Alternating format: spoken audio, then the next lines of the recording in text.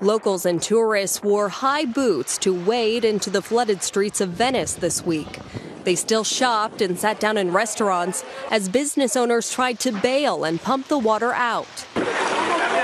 Venice floods frequently, but officials say this time the tide was exceptional, submerging most of the city for the first time in nearly a decade. Hardest hit, the famed St. Mark's Basilica and Square, where water levels reached nearly 3 feet, making it impossible to see where the land ended and the sea began. A nearby 300-year-old cafe was seriously damaged. The cafe's art director calls Venice amphibious and says, "We need to get used to this." Driving rain and gale-force winds have battered much of Italy the past 2 days, pushing containers from ships and sending boats smashing onto shore. A landslide also forced the temporary closure of a highway that connects Italy with Austria, and rivers throughout the country pushed past their banks.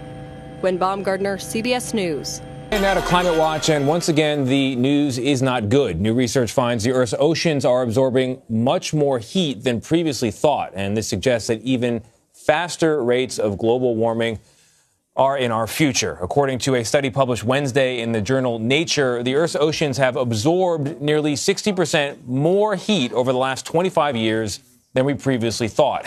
Joining me now is CBS News contributing meteorologist Jeff Birardelli to walk me through this. Yeah. Okay, so a 60% difference in what we thought. That's not a small error. If I said, let me take 60% of your money, what would you say to that? I prefer it the other way.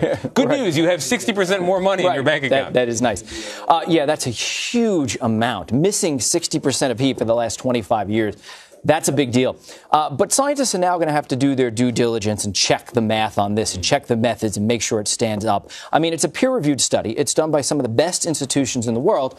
However, with all that said, I think we need some more time to absorb this. If that is true, it has major implications for the world. It means that while there is already measurable warning, according to the scientific consensus, much more warming is in store if this heat that the ocean is absorbing is released. So the ocean absorbs 93% of the heat that essentially is trapped by greenhouse gases from the emissions of CO2 and methane.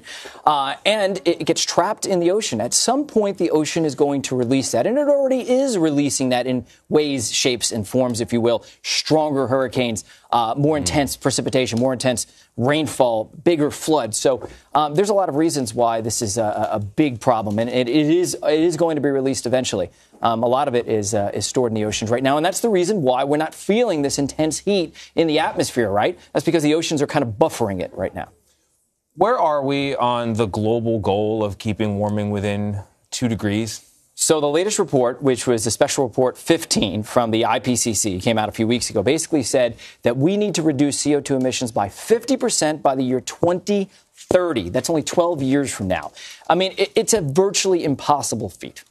Yeah. What's your expectation then for the future? Are we beyond the point of no return? I wouldn't say that we're beyond the point of no return. I think there's a lot that we can do. But I think we should talk about what this 60% extra heat really means. What are the implications of that? Coral reefs, already we've destroyed about 50% of coral reefs. So it's not a theoretical problem. This means oceans are getting warmer. It means hurricanes could potentially be getting stronger. That's one theory. Stronger heat waves, more intense heat waves. Like I said, 50% of the coral reefs have already been obliterated. It's not just the heat. It's also pollution. It's also a lot of things. However, as the oceans heat up, we cause more essentially whitening of the coral reefs. We call it bleaching, and that can kill coral reefs. In fact, we think that by 2050, 90 to 100% of coral reefs could be done. Also, sea level rise. Sea level rise happens faster because warmer water actually expands. So half of the sea level rise we've seen since 1900 is actually due to the expansion of the oceans and not just the melting of glaciers. But I'll add one more thing to it. When you warm the water, it actually gets underneath some of these glaciers, some of these ice sheets in the North and South Pole, melts them even more. So there are tremendous implications for our future. So there's a feedback loop. Yeah. What if I said to you, look, I don't snorkel, I don't care about the coral reefs? Oh, boy, that's a big problem because essentially 25% of the living creatures in the ocean depend upon our coral reefs. It is the foundation of so much of what happens in the oceans. You kill the coral reefs, eventually you could kill the oceans. What can individual people do if they are hearing this report and thinking something must be done? Well, I think people need to take it seriously. This is everybody's responsibility. This is an all-hands-on-deck situation. Governments need to respond. All world leaders need to respond. But on an individual basis, we are responsible for electing these world leaders. Yeah. We are responsible for kind of changing the course of the conversation. So, for instance, I drive a Prius now, and pretty soon I won't have a car living here in Manhattan. I get my power through wind power. I stopped actually eating meat, although I wouldn't necessarily ask people to do that because it's, that's a very controversial thing. I don't expect that what I'm doing is going to make a difference, but I do expect that I'll rub off on other people who will rub off on other people and so on and so forth. It's kind of a grassroots thing. We have a responsibility. We are the caretakers of this earth. And, a report came out a couple of days ago saying that we've destroyed something around 60% of wildlife around the world just in the past 40 years. Wow. 60%. Think about that. 60% of wildlife. So, we're destroying life, which is obviously, these poor living creatures. We should care about them, but also we're destroying essentially the foundation of our existence for the future. And we have Thanksgiving coming up, and I can think of something people can do. Have a conversation with the people at your table about the problem and what their contribution to it is. Yeah, we want to make this a kitchen table problem, and it is impacting local areas right now. We saw it with Hurricane Michael. Hurricane Michael would have happened anyway, but Hurricane Michael was this much stronger. And that much stronger, even if it's only 20 or 30 miles an hour stronger than it would have otherwise been, causes a tremendous amount more, exponentially more damage.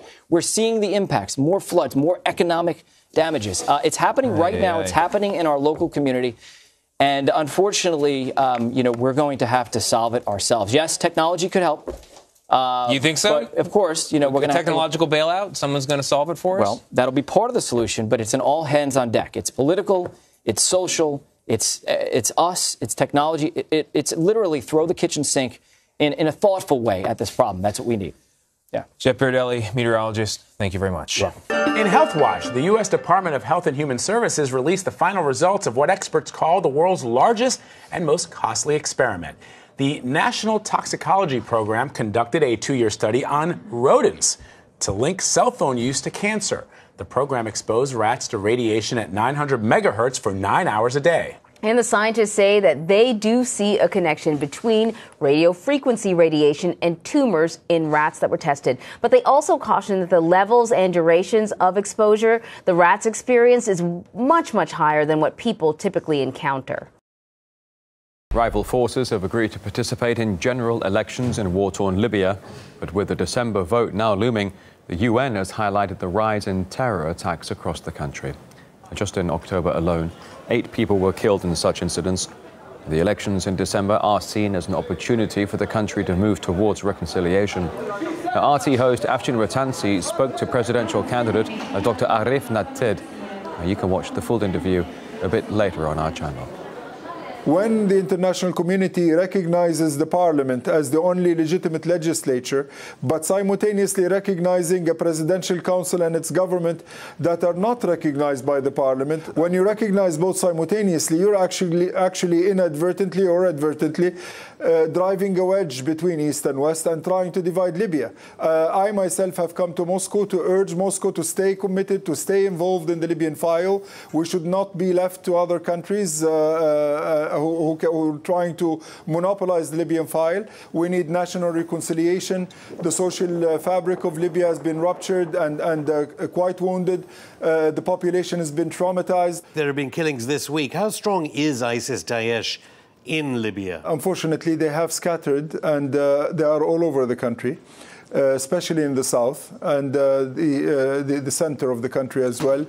They populate not only some remote wadis and remote areas, but actually live amongst the populations in sleeper cells. You, of course, would be running against Saif Gaddafi, presumably, who reportedly has mass community support. Do you think you could beat him in a popular vote? It is not certain if he will run or not. That is up to him, and many of the circumstances surrounding this whole issue are in other people's hands, including ICC issues and so on. But I do hope that he runs, and I hope that many Libyans run, has every right to run. The U.S. is ramping up its calls for a ceasefire in Yemen. Previous calls for peace have failed, though, leading to a 3-year civil war and catastrophic humanitarian crisis. Defense Secretary James Mattis says ceasefire talks need to happen within 30 days. The longer-term solution, and by longer term, I mean 30 days from now, we want to see everybody around a peace table based on a ceasefire, based on a pullback from the border, and then based on ceasing dropping of bombs that will permit the special envoy, Martin Griffiths, who's very good, he knows what he's doing, to get them together in Sweden and end this war. That is the only way we're going to really solve this. And CBSN contributor Gabe Lipton is here to take us through the latest. He writes for Signal, a newsletter produced by G0 Media. Good to see you, Gabe. Great to see you guys. That photo of little Amal Hussein, when I first saw it, it was first in the New York Times. It just crystallized what this is all about, what's going down in Yemen at the moment. And I think it did for the rest of the world. But it's been going on for a number of years. Why is the U.S. now calling for a ceasefire? Yeah, I mean, as you mentioned, the scale of the human suffering, almost 14 million people that are sort of at risk of famine, it's one of the worst humanitarian crises we've seen in almost a century. That's what the UN said. And I think what's changed now in the U.S. position, and to be fair, the U.S. has been calling for a ceasefire now for a few months, is really this spat with Saudi Arabia over this journalist, Jamal Khashoggi, who was killed. Long term, the Saudi Arabia has pushed for the unity government that controls the southern port of Aden. That's who they're supporting. That government is fighting a war against the Houthi rebels who control the capital in Sana'a. But the U.S. has recognized that in long term there isn't a real solution here. That it's going to be very unlikely for the government in Aden to reassert control over the entire country. And that the war of attrition that Saudi Arabia is fighting, including through U.S. fueling of its fighter jets, including through a blockade of major Yemeni ports, that is contributing to this famine, is not sustainable. So the U.S. has always felt that way, but now after this spat with, over this killed journalists, they are seeing more room, I think, to really push the Saudis hard on what they want to see as an outcome, a more peaceful outcome in the country. Let's go back a little bit, because I think, people have heard of this conflict, but they're not quite sure about how it started and what it is. And essentially, we're talking about a proxy war between Iran and Saudi Arabia. Absolutely. I mean, basically what happened is after 2011, there was an uprising in Yemen. After many years of sort of after many years of strife, the government in Sana'a fled to the south to this port city of Aden. And there's now this ongoing struggle. Iran is backing the Houthi rebels that control Sana'a, and Saudi, the government in Aden. The problem is that the conflict has grown outside of just these two proxy factions. You have the emergence of Al-Qaeda, of ISIS proxies. You have government, other factions in Sana'a that oppose the government there that Saudi Arabia is backing. So the conflict has become increasingly difficult as Saudi Arabia has sort of again, fought this war of attrition. And the U.S., I think, is realizing and has realized that it does not want this to metastasize and get much worse. I mean, we've already seen the scale of human suffering, but, as we've seen elsewhere in Syria and Iraq, this is something that could get much worse, and it would rather see a brokered solution, right, which would require, as Matt has alluded to, and also Pompeo this week, a brokered ceasefire, a peace deal between the two sides. This caravan is not going to walk today. They have requested buses to Mexico City, not just for the women and children, but for everyone. The reason, of course, this next stretch of road, about 100 miles, very windy, blind curves, and for the safety of motorists and the caravan as well. It's 2 lanes in some areas. They say we need those buses. There was also an election here last night. The caravan itself electing 6 people, 3 men, 3 women from the caravan to represent them with the Mexican government going forward, whether they're going to stay here in the terms of that or transportation to the border. Also, the caravan is shrinking from 7 to probably now below 5,000. Some people think it's too slow. There are medical issues. Some have taken the train. We talked to the Red Cross yesterday. Swollen glands, inflamed muscles, obviously blisters on the feet. Some people can't continue forward. Some will stay here in Mexico. Also, we did speak to a man who was deported from the U.S. for human trafficking. He says he will stay here in Mexico or try to make it to Canada. I don't want to cross the border and running from the border patrol and all this stuff. No, I just want to be legal and safe. So So there was a rally here last night. It lasted about 2 hours. They showed the movie Coco, yet no mention of President Trump or the changes that are going on in the U.S. that will dramatically affect their future. No mention of the military, changes in asylum rules, shelters or tent cities on the border, or potentially how long they could be stuck in places like Tijuana. This Trump moments ago from President Trump.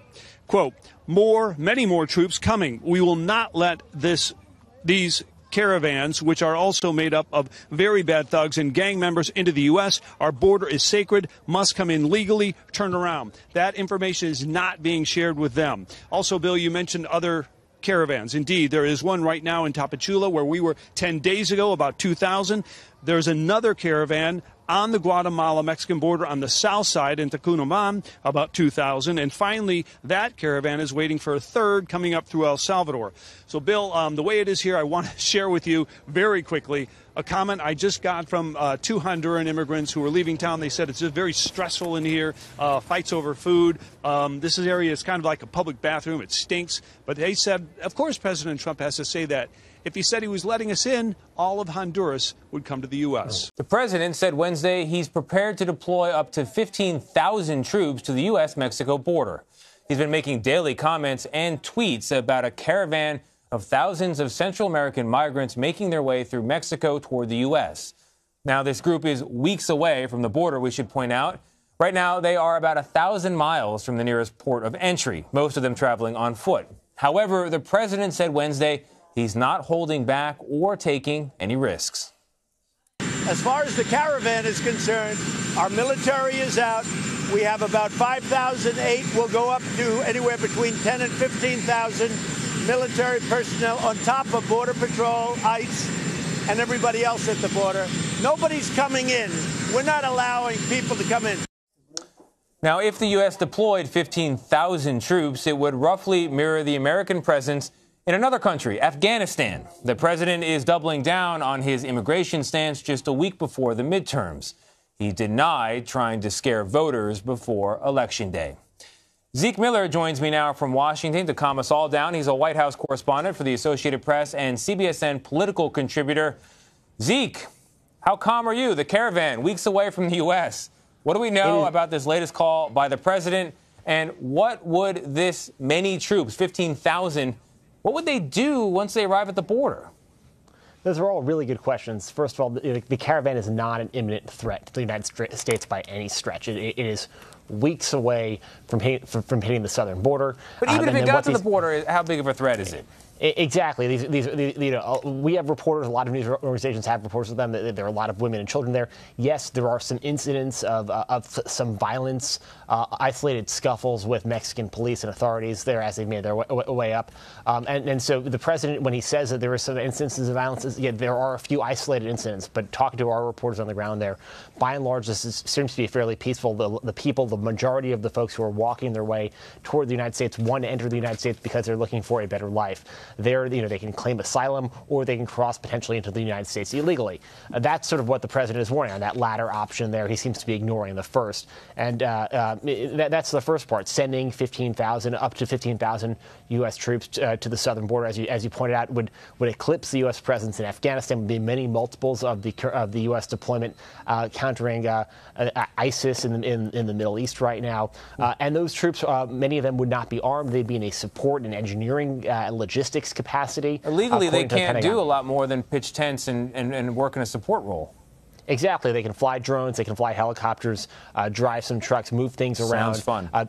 Serve as eyes and ears. But it's not like they are going to be forming some sort of picket line, stopping and apprehending border crossers. They are not allowed to do that under federal law. And so that's really the challenge here. This is certainly a big PR stunt by the president, a big show of force against this migrant caravan, but also for his base just days ahead of the midterm elections. So sticking with the subject of things you are or are not allowed to do in this country, the president said Tuesday he plans to end birthright citizenship, at least as it pertains to the children of undocumented residents of the U.S. Now, GOP Speaker Paul Ryan immediately disagreed with the president, pointing out the 14th Amendment, which guarantees citizenship to anyone born here.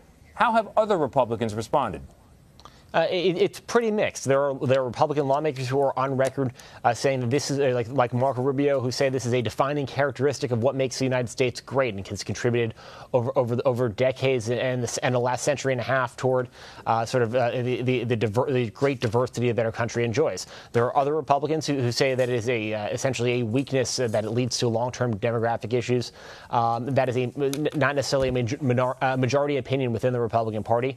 What is clear is that there's overwhelming consensus among Republicans and Democrats in this town, legal scholars and the like, who say that the president cannot do this by executive action. The president's justification of that today was quite odd. That President Obama used DACA, executive action on DACA, for so-called dreamers, young people brought to this country illegally as children by no fault of their own, to defer deportation and provide them a path to work status.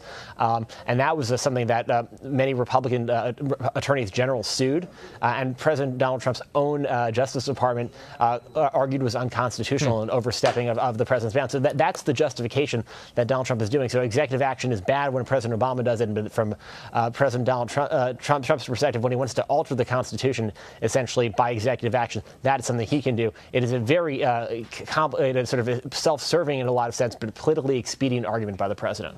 Now, I learned way back in kindergarten that there are 7 days in a week. In this week ahead, President Trump has, by our count, 11 rallies scheduled. That's a lot of rallies. Let's play a little bit of sound of something the president said, hitting on a range of issues at an American workers event not long ago. The fact is, we have to start taking care of our own country, because we were taking care of other countries and we were letting our country go to hell in trade and in so many other ways. We can't do that. We can't do it with immigration, with the borders, with trade, so many different ways, and we're changing that. From the economy to immigration, where exactly is the White House's focus before the midterms? Well, certainly the biggest closing argument we've been hearing directly from the president has been immigration. That's why the issue of the Caravan has sort of brought that into the fore from the president. We've seen him hit that over and over and over again. The next 11 days, which might feel like a month or might feel like a second, depending on what whether you work in a campaign or you're sort of living this final sprint at the finish line. The president's been hitting the same points. He's been hitting immigration. He's been hitting Kavanaugh. He's been hitting the economy, and certainly you look at the stock market the last couple of days, the volatility there is making that last one a little bit more challenging for him to make. But certainly when it comes to activating Republican voters, Justice Kavanaugh and his confirmation process about a month ago is still a fairly significant motivating force for Republicans, and the president's trying to keep that on their mind as these try to get as many of them to the polls on Tuesday. All right, Zeke Miller for us. Zeke, thank you very much. Thank you. Twitter says it has removed thousands of accounts that were attempting to discourage voting in Tuesday's midterm elections. The accounts incorrectly appeared to be from Democrats. Some tweets reportedly urged Democratic men not to vote, saying it would drown out the voice of women. In a statement, a Twitter spokesperson said in part, quote, "Our singular goal is to enforce our policies vigorously and protect conversational health on our service. We removed a series of accounts for engaging in attempts to share disinformation in an automated fashion, a violation of our policies. We stopped this quickly and at its source." And they won't know any more until they find those all-important black boxes. And that's what they are so focused on at the moment. They believe that they have located them, but because of the strong currents in this part of the ocean, they simply can't recover them yet. Dozens of divers are now working on the wreckage, along with ships and helicopters, in waters about 100 to 130 feet deep. And they also believe they have now found a 70-foot section of the fuselage. The brand new Boeing 737 MAX plummeted into the sea just 13 minutes after takeoff. It was only 2 months old. The only current clue is that pilots had issues with the airspeed readings a day before the crash, though airline claims engineers had fixed that problem with guidance from Boeing. In the meantime, though, ever more body parts, debris and personal belongings are being collected from the water, and body bags are being taken to Jakarta for identification. Personal items, those such as watches, wallets, clothing and passports, are being laid out on a nearby pier. And in emotional scenes, families of some of the victims have been called forward to try and identify items belonging to their loved ones. Although authorities have said there are no survivors, many relatives were still holding on to hope. Now, once those black boxes are found, it should be about a month till we get the first investigation report, about 4 to 6 months till we get the larger one. And although Lion Air has checked all of its Boeing 737 MAXs, they have kept a couple on the ground, but Boeing itself says that plane is safe. Well, turning now to the humanitarian crisis in war-torn Yemen. We want to warn you, the images you're about to see may be really hard to look at. Here's a 7-year-old Yemeni girl. Her picture gripped the world. She died last night, her family says. Her name's Amal Hussein. She passed away at a refugee camp near the hospital where the photo was taken. She's just one of 1.8 million severely malnourished children in Yemen. Millions more people are on the brink of famine as a U.S.-backed, Saudi-led coalition wages war in the country. Joining us now from Washington, contributing writer at the New York Times Magazine, Robert Worth. Robert, I want to thank you very much for bringing the story to us. You know, these images have really exposed the harsh reality in Yemen that many people might not have been aware of. 8 million people living off emergency rations. That number is expected to grow in the coming months. What's being done to stop this? Well, there have been all kinds of international organizations that have been there for some time that are trying to get food out to people as much as they can. It's been very difficult because the country is not only in a state of war, it's also under economic blockade. And so I think essentially the biggest effort now is to create a ceasefire, to stop the fighting, to let more food and aid in. But it's unclear how long that's going to take. What's America's role been in this conflict? Well, we agreed to support the Saudis when the war started, when the Saudis began this war with a coalition of their allies in March 2015. And the United States agreed to provide intelligence and targeting assistance and some logistics. They have since then, reduced their role, as General Mattis, the Secretary of Defense, said last weekend. But they continue to be involved, despite the fact that the Pentagon over time has been frustrated by the level of civilian casualties in this conflict. I want to bring back up, Robert, that photo of Amal Hussein, an incredible image that we all saw last week, and we learned overnight that she had in fact been killed. What more can you tell us about Amal Hussein and the children like her? Well, if you go to North Yemen, which is the area now that's under bombardment, you will see a lot of displaced people. There are more than 2 million displaced Yemenis, and they're all over the place.